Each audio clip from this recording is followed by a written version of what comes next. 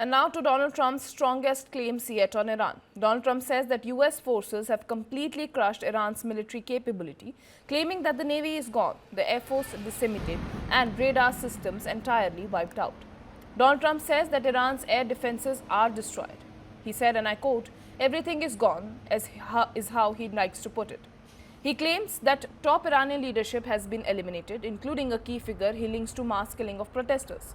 Trump alleges that this individual was responsible for tens of thousands of deaths and says that he was killed in a recent strike.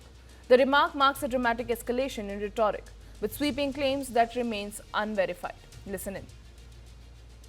Well, we don't need too much help, and we don't need any help, actually. In fact, we just put out a notice. I was watching over the last couple of weeks, and all of our NATO allies were very much in favor of what we did. They thought it was very important. We were just discussing it, actually.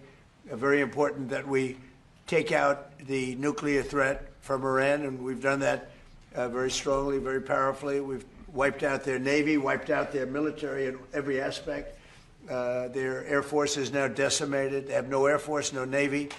They have no radar. Their radar is entirely gone. Their anti-aircraft machinery is gone. Everything is gone. Their leaders are gone. I guess one of their top person was, they say, a lot of people say their actual top was killed yesterday, along with somebody else who was responsible for the killing. The man that was responsible for the killing of 32,000 people over the last 2 weeks, he was in charge of the killing of protesters. It's an evil group. I mean, they've killed much more than 32,000 people. And the man who was responsible for that was also killed yesterday. And all of the NATO allies agreed with us, but they don't want to, despite the fact that we help them so much. We have thousands of soldiers in different countries all over the world, and they don't want to help us, which is amazing. I mean, amazing. And I didn't do a full court press because I think if I did, they probably would be. But we don't need help. That war has been long prosecuted, as far as I'm concerned, almost from day one. We knocked out many of these things. We knocked out the Navy essentially in a couple of days. But I was surprised to see that NATO, while they agreed that it was a very important thing to do, they agree fully. Nobody said, oh, you shouldn't do it. They would have had a nuclear weapon within 1 month of when we had the B-2 bombers bomb the nuclear potential. I call it the nuclear dust.